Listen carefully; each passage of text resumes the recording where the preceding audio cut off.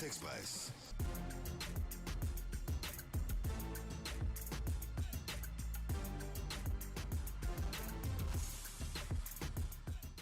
Foot Express. Foot Express.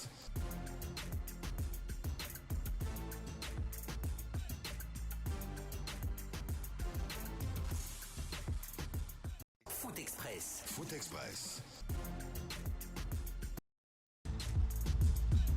Retour en studio dans cette seconde partie de votre émission Foot Express. Merci à tous de nous préférer, d'être fidèles aux différents programmes de Radio Espace Guinée. Vous nous suivez dans les 5 communes de la capitale. Vous nous suivez également à Boké, à Labé, à Kindia, à Zéro Corée. Merci de nous rejoindre si c'est maintenant que vous le faites.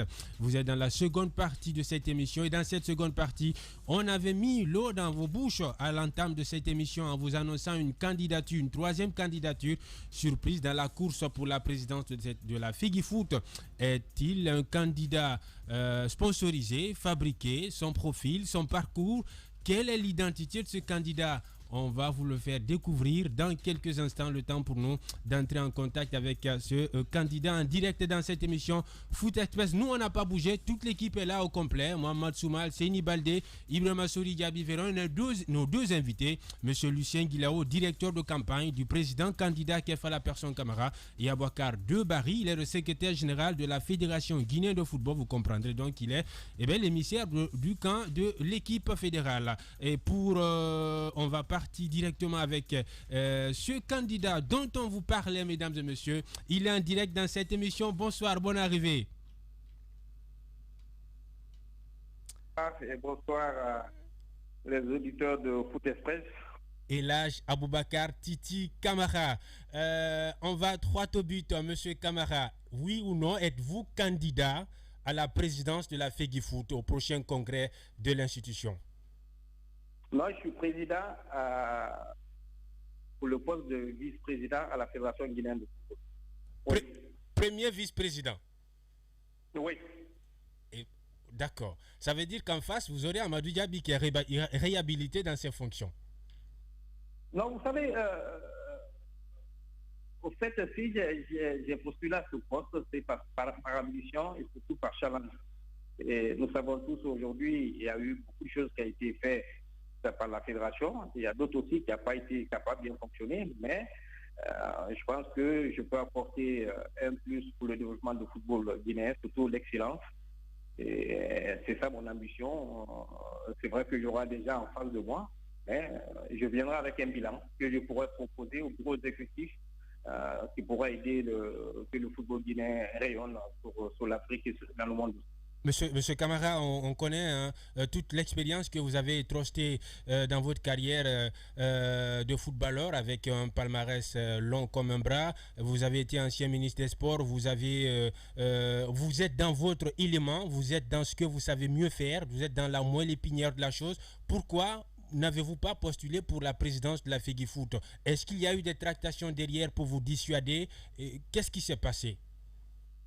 Non, au fait, vous savez, c'est pas parce que je manque d'ambition, mais je pense qu'aujourd'hui, tout ce que le président Antoine a pu mettre en place quand il était à la Ligue, plus les 4 ans qu'il a passé à la Fédération guinéenne de football, je pense qu'il faut la continuité. Moi, je le soutiens et le président aussi me soutient. C'est pour ça que je cherche à le rejoindre dans le bureau exécutif. Moi, je suis même étonné que monsieur le ministre, le grand frère, monsieur Guilao, qui ne nous a pas rejoint. Je pense qu'il a la maîtrise, il connaît bien, c'est un intellectuel. On aura besoin plus dans notre camp, mais comme il a choisi l'autre camp, on le souhaite bonne chance. Bien. Elhaj Aboubakar Titi Camara.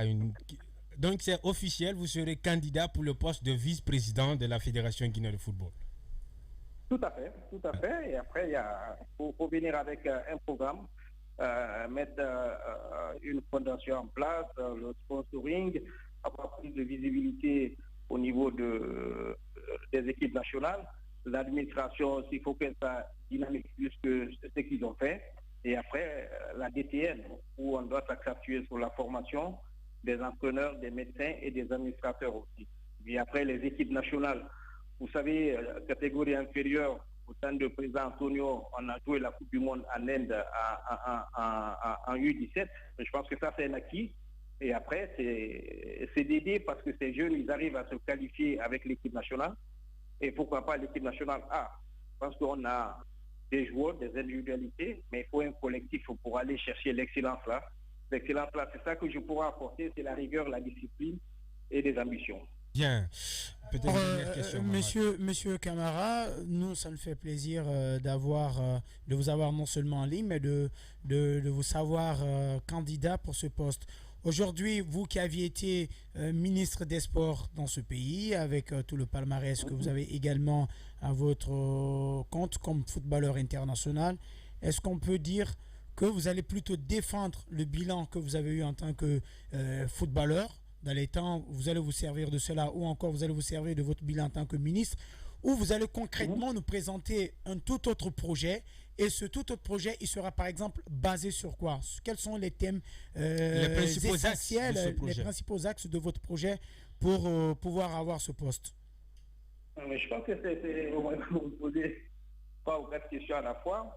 Tout le monde connaît mon passé quand j'étais en activité sur le terrain, le patriotisme, l'engagement que j'avais, l'ambition que j'avais pour le pays. Parce que si c'était à refaire, je n'allais pas re-signer là-dessus. Et après mon passage au ministère des Sports, n'oubliez pas que c'est grâce à mon idée, à ma vision, que la Guinée va organiser une Coupe d'Afrique des Nations en 2025. C'est le souhait le plus ardent de tous les Guinéens, tous les membres du football.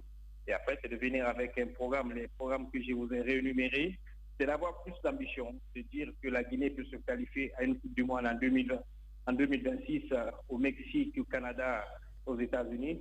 On a la possibilité. Je pense que le président Antonio, tout ce qu'il a fait, tout ce que les générosités qu'il a mis en place, plus que les accompagnements de l'équipe nationale, c'est pour ça que je suis un peu étonné quand on parle de bilan. Mais le moment viendra où le président et son équipe aussi parlera de son bilan.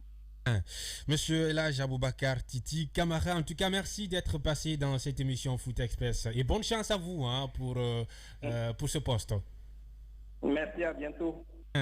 Monsieur Guilaro, on vous a un tout petit peu égratigné. Non, c'est mon ami, c'est mon petit frère, je le connais depuis très très très longtemps. Je l'ai eu au téléphone, je parle du ministre Titi Camara, je l'ai eu au téléphone il y a 4 ou 5 jours pour lui dire de venir avec moi. Okay. Il n'y a pas à se cacher.